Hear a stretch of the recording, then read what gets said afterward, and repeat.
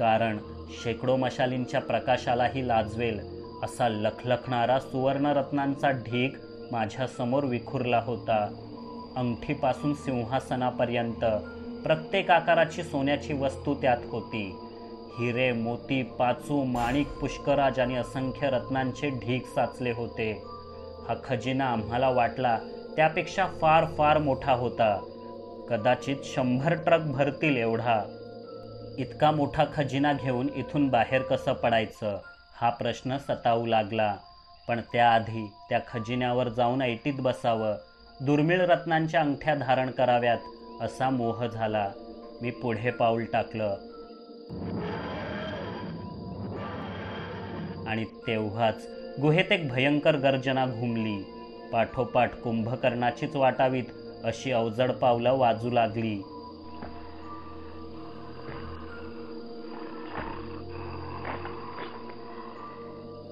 मी आवाजाच्या दिशेने पाहिलं. तो गुहेच्याच एका उंच कपारीतून येत होता. आता तिथे 2 धगधगते डोळे दिसू लागले.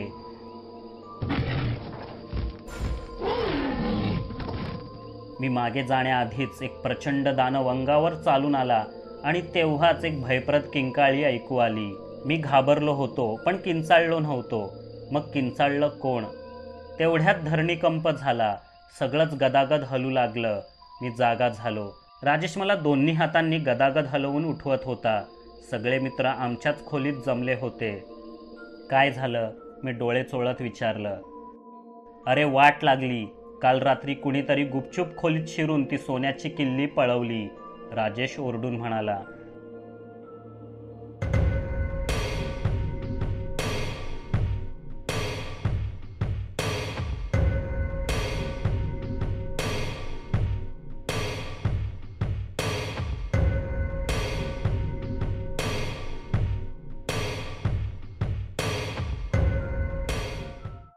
हा हैदर अलीचाच डाव असणार, त्यानेच पळवली असणार ती किल्ली, मंगेशने आरोप केला. हैदर अली किल्ली घेऊन कुठे जाईल? त्याला थोडीच माहिती आहे खजिना कुठे आहे ते. म्हणूनच तर त्याने आपल्याला ठेवलंय ना. मग किल्ली चोरून स्वतःचाच खजिना शोधण्याच्या कामात उशीर का घडवून आणेल तो? लिंबाजी म्हणाला. बरोबर म्हणतोयस तू लिंबू. किल्ली हैदर अलीने नाही तर इतरच कुणीतरी चोरली असणार, किरणने दुजोरा दिला. हो, सोन्याची अँटिक किल्ली आहे. नाही म्हणून 5-6 लाख रुपयांना आरामात विकली जाईल. कुणाचीही नियत बिघडली असती ती किल्ली पाहून, विजय म्हणाला. मला या हॉटेलातल्या वेटर्सवर संशय आहे. जाऊन घेऊया का एकेकाला फैलावर? योगेश भडकला. पण वेटर्सना कुठे माहिती आपल्याकडे अशी किल्ली आहे ती? आणि आम्ही आलो तेव्हाही तुमच्या खोलीचं दार आतूनच बंद होतं. मग कुणी आत कसं येईल? किरणने विचारलं. ते होकायंत्र तरी आहे का पेटीत ते बघा, की तेही ढापलं. आणि पेटी कुठे आहे? विजय ओरडला. पेटी टेबलावर नव्हतीच, ती आमच्या पलंगाखाली उघडी पडलेली सापडली. अरे देवा, फारच भिकेला लागलेला चोर होता तो. बिघडलेलं होकायंत्रही घेऊन पळाला, लिंबाजी म्हणाला. नाही, होकायंत्र माझ्या खिशात आहे. काल रात्री त्याचं सूक्ष्म निरीक्षण करत होतो. डोळे जड वाटू लागले म्हणून खिशातच ठेवून दिलं मी ते. राजेशने होकायंत्र बाहेर काढून दाखवलं. मी उठून आमच्या खोलीची बारकाईने तपासणी करू लागलो. कुणीतरी येऊन तुमच्या खोलीत इतकी उलतापालत करून गेलं आणि एकाचाही डोळा उघडला नाही. चेतन, तुझा सुद्धा? कमाल आहे, मंगेश हैराण होत म्हणाला. सचिनचं घोरणं माहिती आहे ना तुम्हाला? रात्रभर डोळा लागला नाही. पहाटे थोडा गारवा जाणवला तेव्हा कुठे घट्ट झोप लागली, राजेशने स्पष्टीकरण दिलं. मीही खूप विचित्र स्वप्न बघितलं पहाटे. उत्तराखंडला पोचलो की सांगेन त्याबद्दल.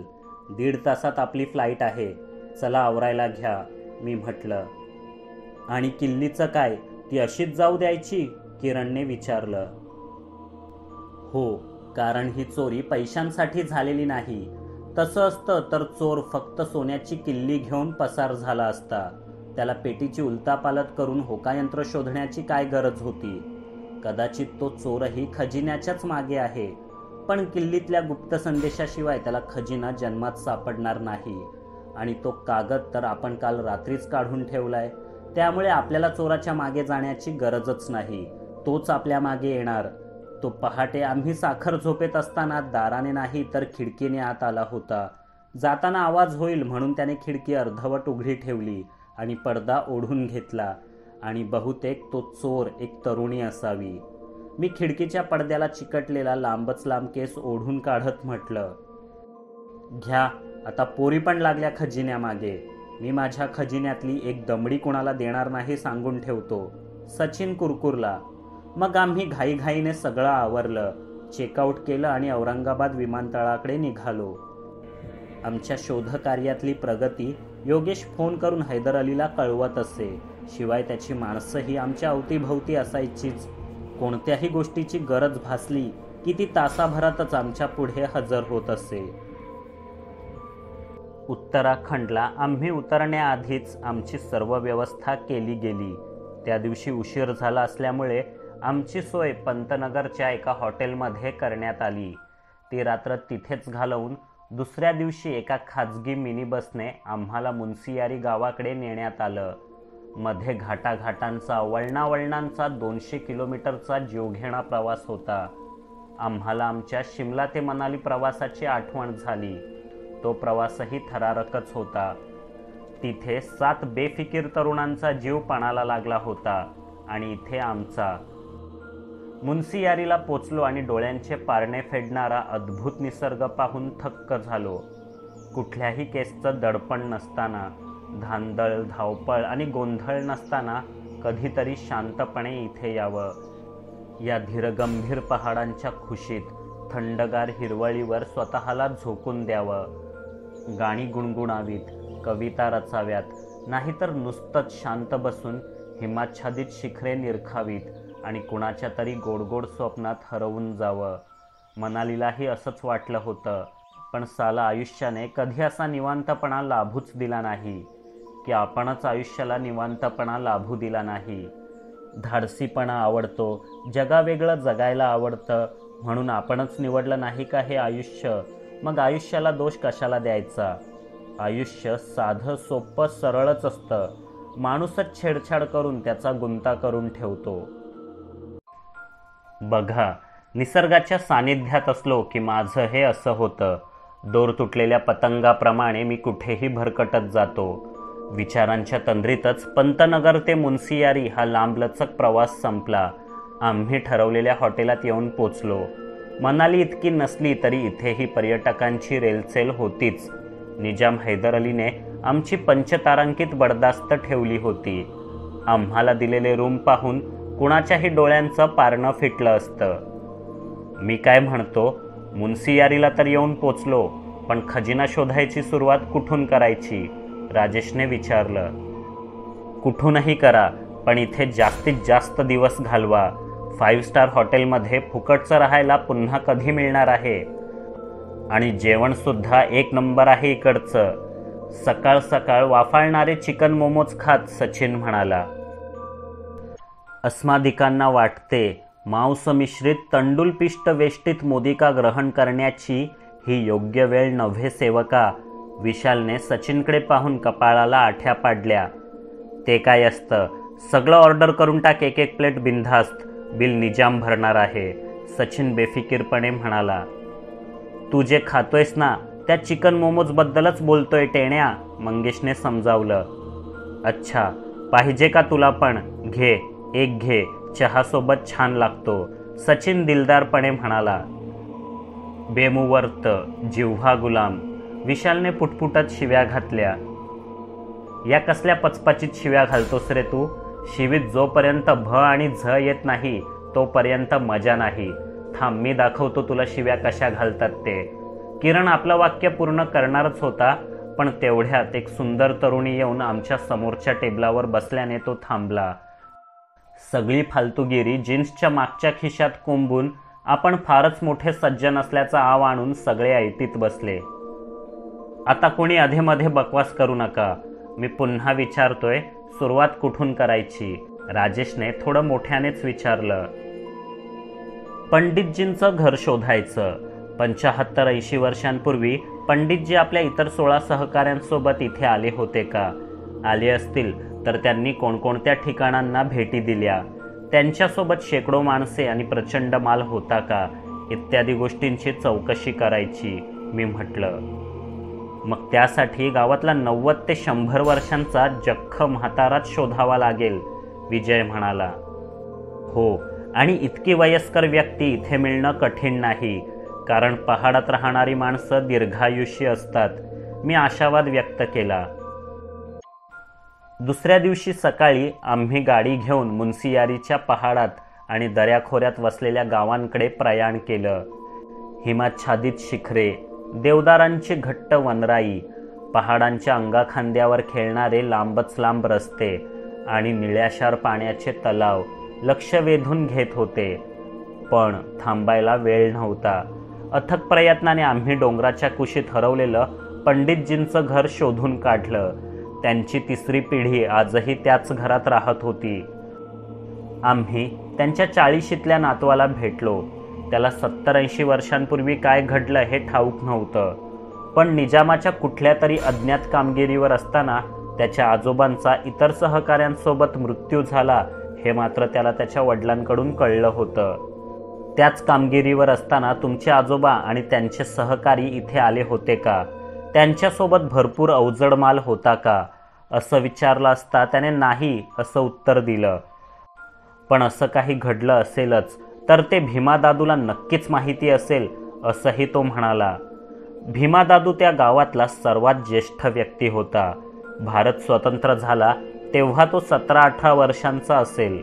पंडितजींची छोटी मोठी कामे तो करायचा, म्हणून त्याच्याकडे नक्कीच काहीतरी सांगण्यासारखं असेल असं पंडितजींच्या नातवाला म्हणजे रविशंकर चाचांना वाटत होतं. फक्त एकच अडचण होती, ती म्हणजे ह्या भीमादादूला पहाडी सोडून कुठलीच भाषा येत नव्हती आणि वयोमानापरत्वे त्याला ऐकूही कमी येत होतं. मग आम्ही रविशंकर चाचांनाच दुभाषा म्हणून आमच्यासोबत नेलं. भीमादादू पहाडीच्या एका टोकावर एकटाच राहायचा.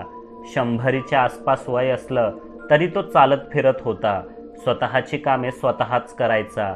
आम्हाला मात्र त्यांच्या त्या उंच टिल्यावरच्या झोपडीपर्यंत पोचतानाच धाप लागली. भीमादादू घरी चुलीवर जेवण बनवत होता. शहरातून पाहुणे आलेत असं सांगून रविशंकर चाचांनी आमची ओळख करून दिली. आम्ही आमच्यासोबत आणलेल्या वस्तू भीमादादूला दिल्या. मग चाचांनी आम्हाला हवी असलेली माहिती भीमादादूला विचारली. ते ऐकताच भीमादादू उघड्या दारातून दूरवर दिसणाऱ्या पहाडीकडे टक लावून पाहू लागला. 75 वर्षांआधीचं त्याला कितीसं आठवत असेल. या वयात स्मृतिभ्रंशही होतो. दादूच्या चेहऱ्यावरची एकही सुरकुती हालेना.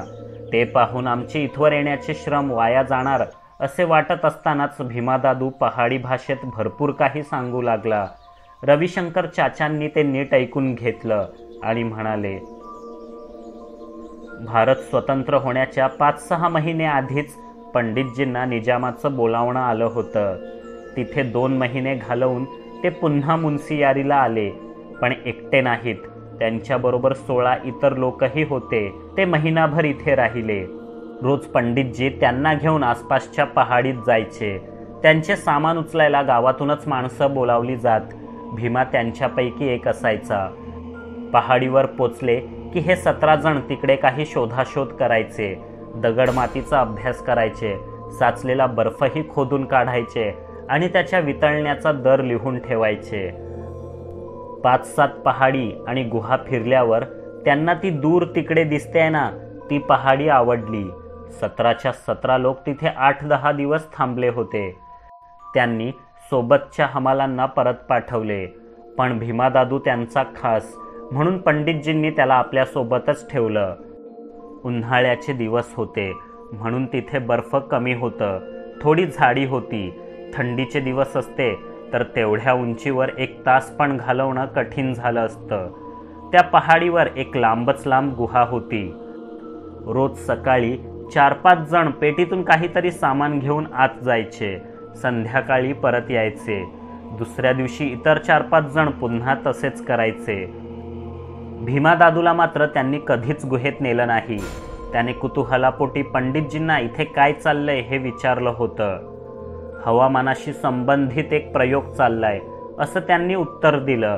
पंडितजी ह्या भागातले प्रसिद्ध विद्वान असल्याने भीमादादूला ते उत्तर पटलं.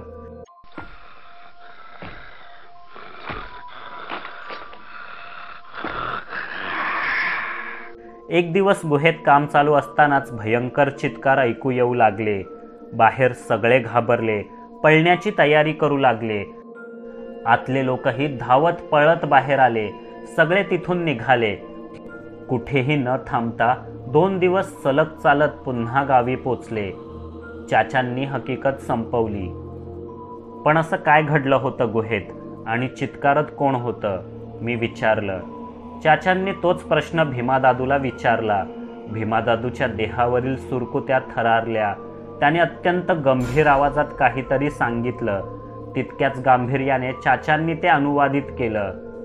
गुहेत काम चालू असताना अचानक गोठलेला बर्फ ढासळून एक वाट मोकळी झाली होती आणि त्या वाटेने एक भयंकर प्राणी शास्त्रज्ञांवर चालून आला. दैव बलवत्तर म्हणून ते त्याच्या तावडीतून वाचून जिवंत परतले. प्राणी? मला वाटतं हिमालयीन अस्वल असेल, लिंबाजी म्हणाला. नाही, भीमादादूला वाटतंय तो यती होता, चाचांनी गंभीरपणे म्हटलं. सगळ्यांना धडकीच भरली. आम्हालाही यतीच्या दंतकथेवर विश्वास होता. खजिना मिळवण्यासाठी आता यतीशीही झगडावं लागणार तर, मंगेश हळूच पुटपुटला. शेवटचा प्रश्न, त्या शास्त्रज्ञांनी गुहेत किती पेट्या सामान ठेवलं, मी विचारलं. फक्त 1. बाकी सामान ते घेऊन जायचे आणि परतही आणायचे. भीमादादूंचं उत्तर चाचांकडून मिळालं. मग भीमादादूला औषध पाण्यासाठी काही पैसे देऊन आम्ही तिथून निघालो. वाटेत रविशंकर चाचांची शाळा लागली.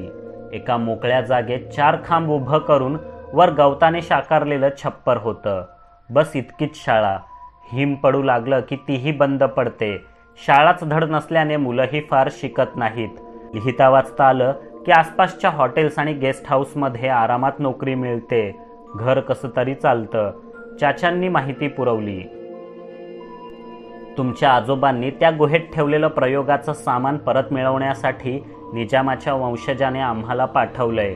आमच्या राहण्याची, खाण्याची आणि एखाद्या वाटाड्याची सोय होऊ शकते का, मी चाचांना विचारलं. त्यांनी त्यांच्याच घरात आमच्या राहण्याची सोय केली. वाटाडे म्हणून ते स्वतःच आमच्यासोबत त्या यतीच्या गुहेकडे येणार होते. आम्ही त्यांचे आभार मानले. त्यांच्या घराच्या उबदार लाकडी माडीवर आम्हा 9 जणांची छान सोय झाली. प्रत्येक खिडकीतून हिमालयाची गारठलेली शिखरे दिसायची. यतीचा पहाडही दिसायचा. तुझा इथे राहण्याचा हेतू माझ्या लक्षातच येत नाही आहे चेतू, विजयने काव्यात्मक प्रश्न केला. हो, एका पेटीत 75,000 कोटींचा खजिना कसा काय मावेल? ते संशोधक इथे फक्त जागेचा अंदाज घेण्यापुरते आले असतील, पण यतीने त्यांना पळवून लावलं, राजेशने दुजोरा दिला. का नाही राहू शकत एका पेटीत 75,000 कोटींचा खजिना? खजिना म्हटलं की आपल्या डोळ्यांसमोर फक्त सोन्या चांदीची रास, हिरेमाणकांचे ढिगारेच येतात. पण जगात त्यापेक्षाही मौल्यवान वस्तू आहेत मित्रांनो. कॅलिफोर्नियम 252 या धातूबद्दल ऐकलंय का? 2014 साली या धातूच्या 1 ग्रॅमच्या तुकड्याची किंमत 27 दशलक्ष अमेरिकन डॉलर्स होती, म्हणजेच आजचे 20,000 कोटी रुपये. निजामाकडे गोलकोंड्याला बऱ्याच खाणी होत्या, ठाऊक आहे ना? त्यालाही त्या खाणीत 1-2 किलो कॅलिफोर्नियम 252 सापडलं असेल तर 1 ग्रॅमचे 20,000 कोटी, या हिशेबाने 1 किलोचे किती झाले? कॅल्क्युलेटरवरच्या संख्याही कमी पडतील आकडेमोडीसाठी. आपण गृहीत धरलेला 75,000 कोटींचा खजिना तर काहीच नाही त्यापुढे. आणि 1-2 किलो कॅलिफोर्नियम ठेवण्यासाठी एक छोटी पेटीही पुरेशी आहे. या धातूमधून निघणारा किरणोत्सारी उत्सर्ग विकसित देशांच्या टेहळणी उपग्रहांना टिपता येऊ नये म्हणूनच तर त्यांनी ती पेटी हिमालयातील गुहेत दडवण्याची पराकाष्ठा केली नसेल ना. भीमादादूसारख्या स्थानिक लोकांचे कुतूहल जागे होऊन त्यांनी त्या गुहेच्या आसपास फिरकू नये म्हणून यतीची अफवाही पसरवली असेल कदाचित, मी स्पष्ट केलं. बाप रे, असंही असू शकतं, मी कल्पनाच केली नव्हती. इतका कॅलिफोर्नियम हैदर अलीच्या हाती लागला तर काय होईल? योगेशने आ वासून विचारलं. हैदर अली आपल्या निजाम आजोबांसारखाच एका मिनिटात जगातील सर्वात श्रीमंत व्यक्ती बनेल, लिंबाजी आकडेमोड करत म्हणाला. पण ही फक्त माझी एक थिअरी आहे मित्रांनो. खरं तर ती पेटी रिकामीही असू शकते किंवा औरंगाबादच्या पेटीत सापडला तसा खजिना शोधण्याचा पुढचा क्लू त्यात असू शकतो. काहीही असो, आपल्याला त्या गुहेत जाऊन ती पेटी मिळवावी लागणारच, मी निश्चयाने म्हटलं. अरे पण तिथे खरोखरच यती असला तर? विजयने शंका घेतली. सगळ्यांनी नीट झोप घेऊन ताजतवानं व्हा, आपण उद्याच यती पहाडाकडे कूच करू, राजेश म्हणाला. रविशंकर चाचांच्या पत्नीने बनवलेलं गरमागरम चवदार पहाडी जेवण खाऊन ढेकर दिला आणि जाडजूड चादरी अंगावर ओढून झोपलो. मला त्या रात्री पडलेलं स्वप्न आठवत होतं. गुहेतला अमर्याद खजिना आणि त्याचं रक्षण करणारा तो मायावी दानव. आम्ही सुद्धा एका तसल्याच गुहेत प्रवेश करायला जाणार आहोत आणि तिथेही यतीची भीती आहेच. त्या यतीशी आमची गाठ पडली तर? अंगावर शहाराच उठला. दुसऱ्या दिवशी पहाटे लवकर उठून यती पहाडाकडे निघालो. 2 दिवसांचा अवघड डोंगरवाटांवरचा पायी प्रवास होता. चालत थांबत टप्प्याटप्प्याने जावं लागणार होतं. तंबू, भरपूर जाडजूड कपडे आणि खाण्यापिण्याचं सामान यांनीच कितीतरी बॅगा भरल्या होत्या. त्या वाहून नेण्यासाठी शंकर चाचांनी गावातले अजून 2 हमाल बोलावून घेतले. आमचा प्रवास सुरू झाला. दर 50 मीटरच्या चढाईनंतर सचिन आणि मंगेश मागे राहायचे. मग आम्हाला पुढे जाऊन थांबावं लागायचं. 1-2 तासांनंतर आमचे 9च्या 9 विकेट्स पडले. इतकी धाप लागली की बोलण्याचीही ताकद उरली नाही. खजिना मिळेपर्यंत मी जिवंत राहू दे देवा, बस आणखी काही नको, विजयने गुडघे टेकले. मग 2 तासांनीच आम्ही पहिला कॅम्प टाकला. तंबू उभे राहिले, चुली पेटल्या. वसंत ऋतू असल्याने इतक्या उंचीवरही थोडीफार हिरवळ होती. आपण गावापासून फारच दूर आलो आहोत असं वाटून आम्ही पहाडीवरून खाली नजर टाकली. गाव अजूनही हाकेच्या अंतरावरच होता. घरांच्या चिमण्यांमधून निघणारा धूर इथूनही स्पष्ट दिसत होता. आमची आम्हालाच लाज वाटली. डोक्यावर अवजड सामान घेऊन बिनदिक्कतपणे चढण चढणारे काटक पहाडी लोक आमचा शहरी स्टॅमिना पाहून गालातल्या गालात हसत होते. सचिन आपल्या टम्म सुजलेल्या पायात अडकलेले शूज काढण्याचा प्रयत्न करत होता, पण ते निघता निघत नव्हते. अखेर मंगेश आणि किरणने त्याला जमिनीवर पाडलं आणि खेचून ते काढले. सचिन गुरासारखा बोंबलू लागला. आमची सध्याची दयनीय अवस्था आणि अतिदूर दिसणारा यती पहाड पाहून मलाही धडकी भरली. 2 दिवसांचा देह विस्कटून टाकणारा प्रवास करून पहाडीवर पोचायचं, मग त्या रहस्यमय गुहेत शिरायचं. जे काही हाती लागेल ते घेऊन पुन्हा 2 दिवसांची पायपीट करून परत यायचं. या दुष्कर प्रवासात आमच्यातले अर्धे तरी जिवंत राहतील का? लवकरच काहीतरी निर्णय घ्यावा लागणार होता. मी मीटिंग बोलावली. सर्वच जणांनी पहाडीवर जाण्याची गरज नव्हती. मी, राजेश, योगेश, लिंबाजी आणि किरण पहाडीवर जाणार. सचिन, मंगेश, विजय आणि विशाल मागे राहणार असं ठरलं. सचिनने सुटकेचा निश्वास टाकला आणि आपल्या सुजलेल्या पायांना शेकवायला घेतलं. थोडा आराम करून आम्ही 5ही जण शंकर चाचा आणि 2 हमालांच्या सोबतीने पुढे निघालो. पुढे वाट आणखीच खडतर होती. काही ठिकाणी 2 पहाडींच्या दरम्यान असलेल्या अरुंद भेगेवर शिड्या टाकून चालावं लागायचं. चढावर कोणी मागच्या मागे कोसळू नये म्हणून एकमेकांना दोरखंडाने बांधून ठेवायला लागायचं. आम्ही एव्हरेस्टच चढतोय की काय असं वाटायला लागलं. त्या दिवशी 500 मीटरची चढण पार करून आम्ही एका मोकळ्या जागी कॅम्प ठोकला. इथे गारवा खालच्यापेक्षा पुष्कळच जास्त होता. हिमवर्षाव होत नव्हता, पण आसपासचं बर्फही वितळत नव्हतं. आम्ही त्यावरच तंबू ठोकून स्लीपिंग बॅग्स पसरल्या. गरमागरम सूप पिऊन तंबूत झोपायला गेलो. अतिशय थकल्यामुळे लगेचच डोळा लागला. आत्ता कुठे झोपेच्या मिठीत शरीर विरघळू लागलं होतं नव्हतं. तोच पहाड थरारून सोडणारा एक अमानवी चित्कार आसमंतात घुमला.